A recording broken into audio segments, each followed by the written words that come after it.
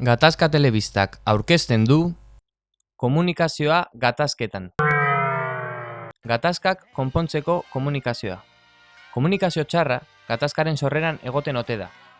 Pertsona batek besteak esan duena gaizki ulertzen badu eta bere erreakzioa defendatzea eta kontraerasotzea bada, pixkanaka erlazioa biolentziarantz joan daiteke. Komunikazioa gatazka konpontzeko funtsezko osagaia da. Ezin da ulertzen ez den gatazka bat konpondu. Ezta, gatazka bat sakonki ulertu, informazio osoa eta zehatza eduki arte. Komunikazioan batek gatazkara eraman ahal izango gaituzten arazoak, kezkak eta emozioak ulertzeko balio digu. Pertsonak elkar ulertzeko gai diren heinean, batera lan egiten has daitezke, biek onura lortzeko soluzioak aurkitzeko. Gehienetan, pertsonak gaizki komunikatzen gara. Askotan, mezua osorik entzun gabe erantzuten dugu. Orokorrean, honek arazo bat sortzen digu. Erantzun ondoren, berriz, entzun behar dugula eta beharrezkoa bada, gauzak argi ustea eskatu behar dugula.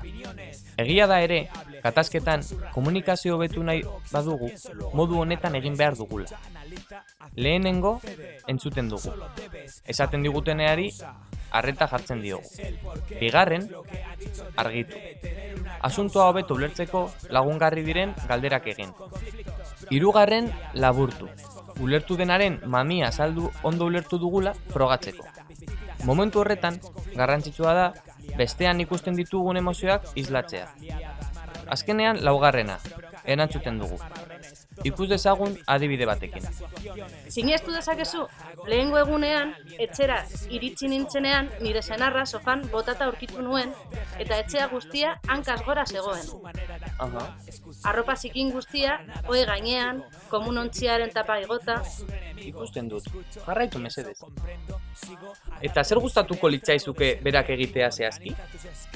Lanetik nekatuta etortzen naizela jabetzea eta etxea txukun edukitzeko zerbait egin dezala.